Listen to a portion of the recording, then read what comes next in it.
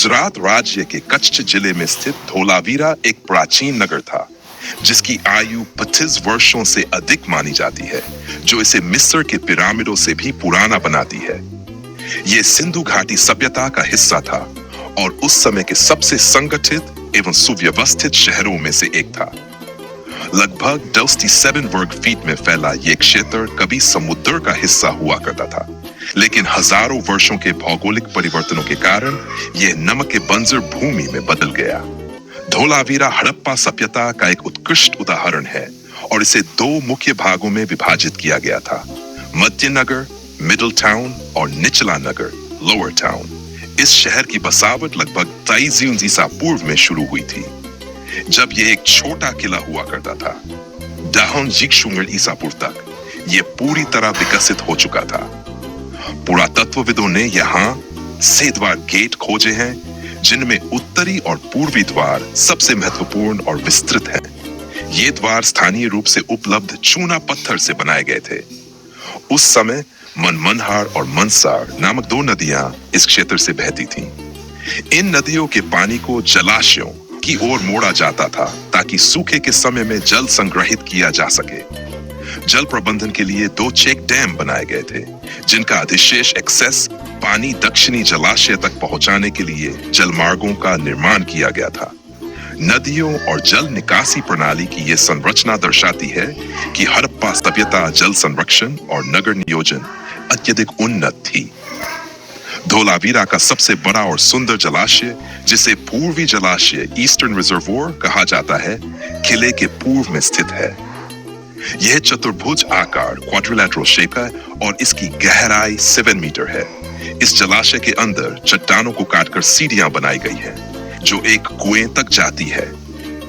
इस कुएं का निर्माण भी चट्टानों को काटकर किया गया था और इसमें पानी तक पहुंचने के लिए सीढ़ियां और पत्थरों की दीवारें बनाई गई थीं।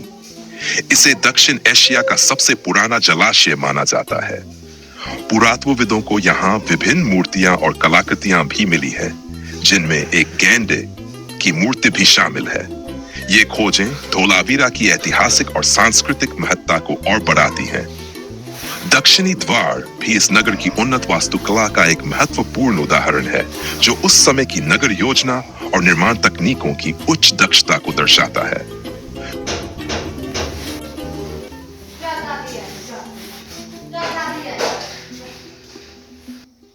और ये जलाशय एक चौड़े मार्ग, सीढ़ियों और सामने की ओर एक ऊंचे प्लेटफॉर्म से जुड़ा हुआ था। अब मैं आपको धोलावीरा स्थल के दूसरे हिस्से की सैर कराता हूँ, जिसे अन्नागार या भंडारण क्षेत्र कहा जाता है। यहाँ आप 4 समान आकार के कक्ष देख सकते हैं, जो लगभग 4 मीटर गहरे हैं और अनाज तथा अन्य आवश्यक खाद्य सामग्री को संग्रहित करने के लिए बनाए गए थे। इस क्षेत्र के लोग इन भंडारण कक्षों का बहुत ही कुशलता से उपयोग करते थे।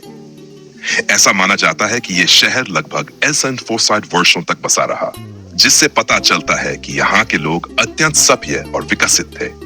प्राचीन काल में भी इनके पास अद्भुत तकनीक थी। सोचकर देखिए, साइडसा पूर्व में ही उन्होंने भूमिगत जल निकासी प्रणाली बना ली थी, पकी हुई ईंटों का उपयोग किया था और अपने शहर को सुव्यवस्थित तरीके से डिजाइन किया था। यह शहर एक ऊंचे प्लेटफॉर्म पर बसा था, जो यह साबित करता है कि वे नगर नियोजन, त्रिकोणमिति और अनुपात की गहरी समझ रखते थे। गणनाओं की उनकी उत्कृष्ट समझ ने उन्हें एक सुव्यवस्थित महानगर बसाने में सक्षम बनाया। लेकिन इस प्राचीन शहर को बसाने वाले लोग आखिर थे कौन? उन्होंने उस युग में त्रिकोणमिति का उपयोग किया, जब बाकी दुनिया इससे बिल्कुल अनजान थी। कुछ सिद्धांतों के अनुसार हमारे पूर्वज शहर बसाने से पहले मिट्टी के मॉडल बनाते थे।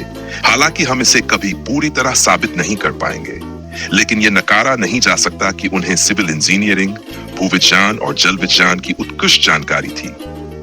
धोलावीरा एक ऐसा शहर था जहां जल प्रबंधन प्रणाली बहुत विकसित थी। जैसा कि पहले बताया गया, यह शहर 2 नदियों, उत्तर में मनसार और दक्षिण में मनहर के बीच बसा था। इन दोनों नदियों को शहर में बने जलाशयों और चैनलों के नेटवर्क से जोड़ा गया था। 18वीं सदी में दुनिया भर में पीने के पानी की समस्या बढ़ती जा रही है, जिसके कारण जल संसाधनों को लेकर संघर्ष की स्थिति बन रही है। लेकिन धोलावीरा के लोगों ने हजारों साल पहले ही जल संरक्षण में महारत हासिल कर ली थी। वे जल प्रवाह को नियंत्रित करने के लिए चैनलों और बांधों का उपयोग करते थे। यदि हम उनकी प्राचीन तकनीकों से सीखे तो आज भी उनका उपयोग कर सकते हैं। 5000 साल पहले धोलावीरा अरब सागर के किनारे एक व्यस्त बंदरगाह हुआ करता था। यहाँ के लोग मनके बनाने में कुशल थे और इस व्यापार में खूब वृद्धि हुई। धोलावीरा के बने मनके मेसोपोटामिया तक मिले हैं। अब मैं आपको उस स्थान पर ले चलता हूँ जहाँ ये मनके बनाए और चमकाए जाते थे। ये एक प्राचीन कार्यशाला थी जहाँ कारीगर अपने शिल्प में निपुणता हासिल करते थे। धोलावीरा के मनका निर्माता अपनी उत्कृष्ट कला के लिए विश्व प्रसिद्ध थे। खुदाई में कुछ बंद कमरों में मनके मिले हैं, जिससे पता चलता है कि धोलावीरा हड़प्पा सभ्यता का एक अत्यधिक विकसित केंद्र था। एक कमरे में एक चमकाने की मशीन भी पाई गई, जिसमें कई खांचे ग्रोव्स बने थे जो बरसात के समय में मनकों को पानी से बचाने के लिए डिजाइन किए गए थे। धोलावीरा की खोज 960 में हुई थी, लेकिन इसके अवशेष ज्यूसियन वर्षों तक जमीन के नीचे ही दबे रहे। 969 में धोलावीरा की खुदाई शुरू हुई और वर्षों की मेहनत के बाद कुछ बहुमूल्य वस्तुएं और एक पत्थर मिला जिस पर कुछ लिखा हुआ था। इसके बाद और भी ऐसे पत्थर मिले जिन पर कुछ प्राचीन लिपि या शायद कोई गूढ़ भाषा लिखी हुई थी, ऐसी चीज जो पहले कभी नहीं देखी गई थी। क्या यह सिंधु घाटी सभ्यता के रहस्यों से पर्दा उठा सकता था? आज तक कोई भी इस लिपि को पढ़ने या समझने में सक्षम नहीं हुआ है। धोलावीरा में कुल 10 अभिलेख मिले हैं। सबसे चौंकाने वाली और रोचक खोज ये थी कि ये अभिलेख शहर की नींव के पास मिले थे, जिससे पुरातत्वविदों को यह विश्वास हुआ कि ये कभी साइन बोर्ड की तरह काम करते थे। लेकिन चूंकि हम इस लिपि को पढ़ नहीं सकते, इसलिए इसका सही अर्थ आज भी रहस्य बना हुआ है। हड़प्पा सभ्यता के लेखों को समझने में असमर्थता इस प्राचीन संस्कृति को समझने की सबसे बड़ी चुनौती है, जिससे धोलावीरा के अभिलेख एक अनसुलझी पहेली बने हुए हैं। अब हम शहर के सबसे ऊंचे स्थान पर आते हैं, जो दक्षिण पूर्वी भाग में स्थित है। यहाँ संरचनाओं में पूर्व दिशा में राजप्रसाद और दक्षिण दिशा में उपप्रसाद शामिल है। धोलावीरा की सभ्यता लगभग 10,000 वर्षों तक अस्तित्व में रही और इसे 7 अलग अलग चरणों में विभाजित किया गया है। इस शहर में वर्षा जल प्रबंधन के लिए एक उन्नत जल निकासी प्रणाली थी। बड़े बड़े नाले बनाए गए थे जो अलग अलग हिस्सों से पानी इकट्ठा कर मुख्य निकासी प्रणाली तक पहुंचाते थे।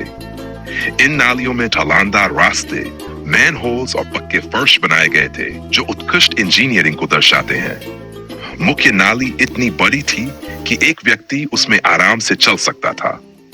इन सभी नालियों से इकट्ठा किए गए पानी को उप प्रसाद के पश्चिम में बने जलाशयों में जमा किया जाता था। यह प्रणाली मुख्य रूप से मानसून के दौरान जल प्रवाह को नियंत्रित करने के लिए बनाई गई थी और यह जल निकासी नेटवर्क धोलावीरा के 5वें चरण तक कार्यशील रहा। अब हम राजप्रसाद क्षेत्र में कुछ संरचनाओं को देखते हैं। धोलावीरा के दक्षिणी भाग में विशेष रूप से जल संरक्षण संरचनाओं पर ध्यान दिया गया था। यहाँ एक विशाल कुआं, 2 जलाशय और कई अन्य अनूठी संरचनाएं बनाई गई थीं। ये कुआं हड़प्पा सभ्यता द्वारा निर्मित था और हड़प्पा स्थलों में पाए जाने वाले सबसे बड़े कुओं में से एक है। प्रमाण बताते हैं कि इस कुएं से पानी निकालने के लिए एक पुली प्रणाली का उपयोग किया जाता था, क्योंकि कुएं की दीवारों पर रस्सी के घिसने के निशान पाए गए हैं। ये कुआं ढकी हुई नालियों के माध्यम से 2 जलाशयों से जुड़ा हुआ था, जिससे आवश्यकता पड़ने पर पानी संग्रहित किया जा सकता था। धोलावीरा से जुड़ा सबसे बड़ा रहस्य यह है कि यह शहर अचानक कैसे विलुप्त हो गया। आज तक कोई नहीं जानता कि इसके परित्याग का वास्तविक कारण क्या था।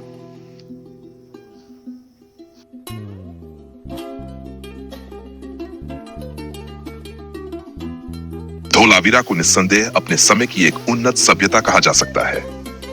यह एक सुव्यवस्थित नगर था जिसकी आबादी हजारों में थी, लेकिन फिर यह रहस्यमय तरीके से गायब हो गया। इस क्षेत्र के प्राचीन लोग अपने राज अपने साथ लेकर कहीं और चले गए। उनके लेखन का क्या हुआ? उनकी नगर निर्माण तकनीक कहां गई? ये सवाल आज भी अनुत्तरित हैं और धोलावीरा पर शोध जारी है। हालांकि इसकी कई गूढ़ बातें शायद हमेशा रहस्य बनी रहेंगी। धोलावीरा की खुदाई 5 वर्षों तक चली, 89 से 2016 तक। यह भारतीय उपमहाद्वीप में हड़प्पा सभ्यता की सबसे महत्वपूर्ण खोजों में से एक थी। खुदाई के दौरान प्राप्त वस्तुएं अब धोलावीरा म्यूजियम में प्रदर्शित की गई हैं।